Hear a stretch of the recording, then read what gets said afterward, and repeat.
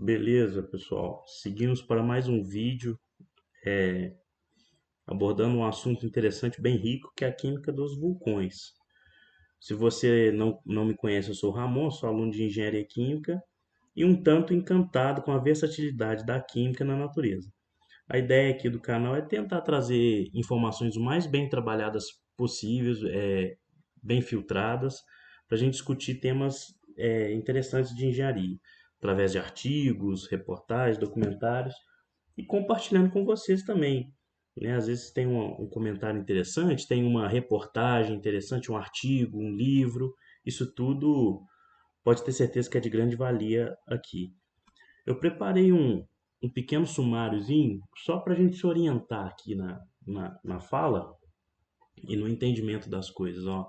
Primeiro, é natural a gente abordar a formação e os tipos de vulcão, para depois a gente ir adentrando na parte química, que tanto, no caso, me fascina. Espero que vocês também fiquem fascinados com isso. Abordando depois um pouco de um tema até atual, os vulcões e os minerais terras raras. E finalizando com a importância ambiental dos vulcões. Beleza? Bom, então, falando a respeito da geologia desses fenômenos, eles são formados por dutos ou fissuras na crosta terrestre, que eu vou mostrar isso aqui, vou adiantar um slide para mostrar aqui. Tá vendo essa parte aqui que semelhante a uma tubulação? Isso aqui é um duto. Então aqui a gente tem a crosta ou a litosfera, como se diz lá na biologia, e esses dutos eles conectam lá ao magma do planeta. E aí acaba que esse magma chega à superfície formando a famosa lava, como a gente chama, né? Então, bem, uma coisa interessante a respeito de vulcões é que existem diferentes tipos de vulcões com base no evento geológico que o formou. Esses eventos geológicos, se vocês lembrarem lá da geografia, pode ser por um choque de placas tectônicas, e aí você vai imaginar um bloco sendo comprimido, tá? Imagina aí fisicamente um bloco sendo comprimido, e aí aquela massa de terra se levanta, dando origem a um vulcão. Pode ter um afastamento entre as placas, e pode ter também vulcões, eu diria assim, aleatórios, que são hotspots, né? Pontos quentes, plumas de lava, uma densidade de magma ali muito grande, que pode acontecer nos meios dos continentes. Observem que a maioria aqui na foto estão nas bordas dos. Vamos pegar aqui o círculo, o famoso círculo de fogo aqui, ó. Estão nas bordas dos continentes, mas você pode ter vulcões aleatórios. Olha esse aqui, por exemplo, na Rússia, bem aleatório. Inclusive foi um desses aí que recentemente, inclusive acordou depois de um terremoto que teve lá, né? Mas bom, via de regra esses fenômenos vão acontecer nas bordas das placas tectônicas, e até já citei aqui o famoso, conhecido lá das nossas aulas de geografia do ensino médio, o famoso círculo de fogo. Logicamente, isso aqui é um mapa, né, um planisfério. Você vai imaginar as duas extremidades aqui se conectando, formando um globo, e aqui é onde tem o Oceano Pacífico. Então, países ali como o Japão, Indonésia, todos eles aqui na região da Malásia, da Papua Nova Guiné, tem muitos vulcões, tem ilhas ali também que tem muitos vulcões. O Havaí, aqui acho que nem tem como aparecer aqui o Havaí nesse mapa, mas o Havaí, por exemplo, é um lugar, uma ilha conhecida pelos seus vulcões e falando a respeito da formação dos vulcões é isso. 75% desses vulcões vão estar aqui na região do Círculo de Fogo. Isso dá mais ou menos 450 vulcões. Isso varia muito. Em reportagem fala 500, outros falam 470. Mas o menor valor que eu consegui encontrar foi 450 vulcões. Tá certo? E, bom, como eu falei, as formações geológicas dão aspectos diferentes entre os tipos de vulcão. Alguns terão a lava, por exemplo, mais fluida e outros terão partes solidificadas. E então eles vão ter comportamento físico durante a erupção de forma diferente. Mas em geral todos vão ter isso aqui que é a câmara magmática, tá? O que eu quero dizer com tudo isso? Então, por exemplo, vocês já devem ter visto no jornal, coisa do tipo, Tem vulcões que eles geram aquela nuvem de cinza absurda, principalmente aqueles vulcões lá na Itália. Outros já têm uma lava mais fluida, eles não dão, vamos dizer assim, muito alarde, muita fumaça. Por exemplo, aqueles do Havaí, aquela lava simplesmente é muito fluida, começa a escorrer, e atinge grandes áreas. Então eles têm comportamento diferente, beleza? Agora, em geral, a gente vai ter nos vulcões isso aqui, que é a parte mais importante dessa gravura aqui, ó, que é a câmara magmática, é tipo um reservatório de magma dos vulcões, onde vão ter também os gases e onde a gente precisa estudar bastante para entender como o comportamento dele vai ser aqui em cima, na crosta terrestre, beleza? Então essa parte era isso que eu queria mostrar, principalmente. Vamos passando agora a respeito aqui da composição, principalmente do magma aqui. Esse magma é composto de tem dióxido de silício, isso influencia a viscosidade da lava. Então, por exemplo, uma lava mais fluida, talvez vai ter uma composição diferente de uma lava menos fluida, de dióxido de silício, por exemplo. Inclusive, essa sílica é um dos materiais mais presentes na crosta terrestre inteira. É muito usado para fazer vidro e, e entre outros. E uma informação que eu queria falar aqui até antes, até separei essa informação aqui, é que é o seguinte: esses ambientes que eu estou trazendo aqui, eu estou percebendo uma coisa sobre eles, né? Tanto a parte dos manguezais, outros ambientes grandes, assim, futuros que eu queria fazer, a química oceânica, rios do Amazonas, etc. Todos esses lugares, a gente está falando de sistemas. Vamos pensar lá naquela definição, quando a gente vem em química geral, de sistemas, né? O sistema é muito grande. Na verdade, gente, eles vão ter um pouquinho de tudo, tá? O que vai variar é a abundância das coisas, mas via de regra vai ter um pouquinho de tudo, tá certo? E dentre esses principais, a gente destaca esses aqui que eu estou falando: o dióxido de silício, óxidos de ferro, óxido de alumínio, óxido de cálcio, óxido de magnésio. Inclusive, esse óxido de cálcio, óxido de sódio, que inclusive vai ser usado depois, inclusive, para fazer vidro, junto com essa sílica, né? Então, outro composto, por exemplo, novo aí, sulfeto de carbonila, também vai ter na composição principal desse magma. O magma, ele é, na verdade, uma mistura muito grande, um sistema fundido complexo, tá certo?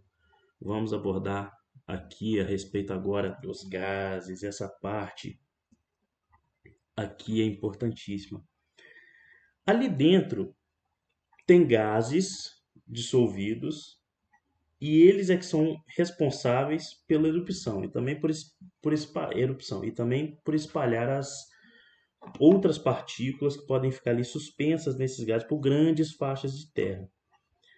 Eu queria fazer uma analogia aqui para sintetizar um raciocínio. Você vai imaginar o seguinte: quando você está esquentando uma água para fazer café, você está esquentando aquela água tem com muita energia, ela começa a remexer, a revolver aquilo ali, porque você tem muito escape também. As moléculas, no caso, estão ali em muito movimento, mas você também tem os gases, bolhas de água ali, à medida que ela vai ganhando energia para virar vapor, virar gás, ela também tem esse escape. E esse escape é que faz esse grande movimento. E isso acontece no vulcão também. Então, os gases é uma parte muito importante da química dos vulcões, da composição daquele magma ali, porque ele é o grande motor, o grande responsável por fazer as erupções. Assim como, por exemplo, você está fazendo uma água de café, às vezes não acontece dela ir remexendo muito, às vezes entornar um pouquinho, escorrer, aí dá aquele fogo mais alaranjado, enfim, é mais ou menos isso. Lógico que isso aqui é uma analogia, né? Nos vulcões nós temos esses gases lá presentes. E dentre esses principais, a gente cita o vapor de água, mais abundante, CO2, e esse CO2 tem uma questão ambiental muito ligada a ele, porque o despejo de grande quantidade pode influenciar no aquecimento global, porque o CO2 ele retém muita energia, né? Para pensar nisso, vamos imagina se todos os vulcões da Terra entrassem em erupção jogando CO2. O quanto que aquilo ali não ia aquecer a Terra, o ambiente, né? Fazendo uma analogia bem extremista aqui. Outros também que tem o óxido nítrico e esse aqui que eu até destaquei, ele que é o dióxido de enxofre. Por que que eu destaquei ele? Porque no que eu pesquisei aqui, a razão de dióxido de enxofre, tá certo? Com o sulfeto de hidrogênio é um indicador geoquímico para o equilíbrio dos gases ali dentro. Os geólogos usam isso, os geólogos, vulcanólogos, etc. Né? Então, esse indicador geoquímico, eles têm lá medidas, têm escalas, né?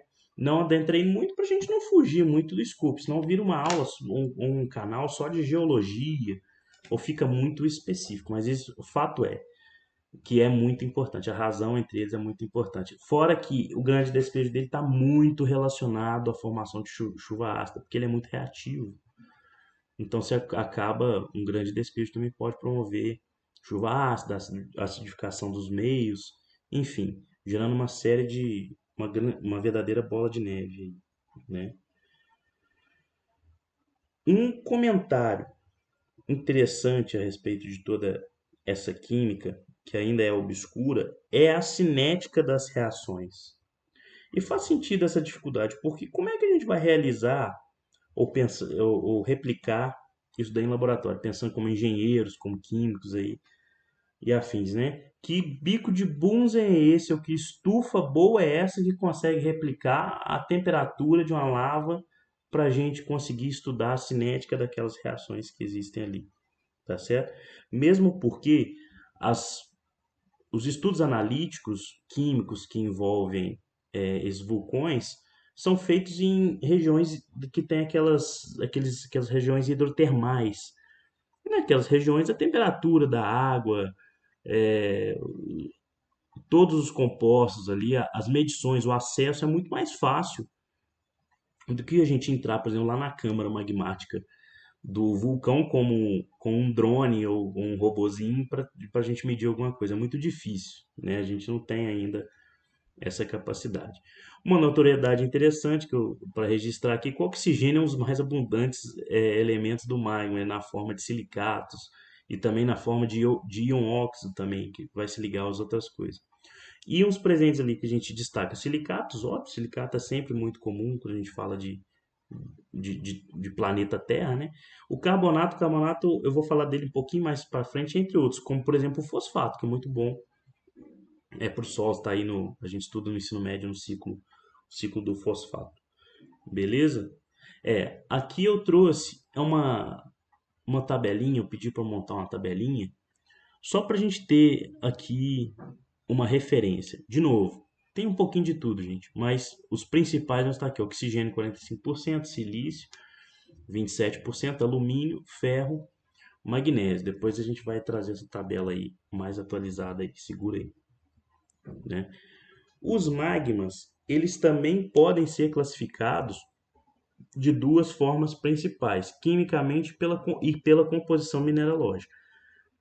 O que interessa aqui é a parte quimicamente. Por quê?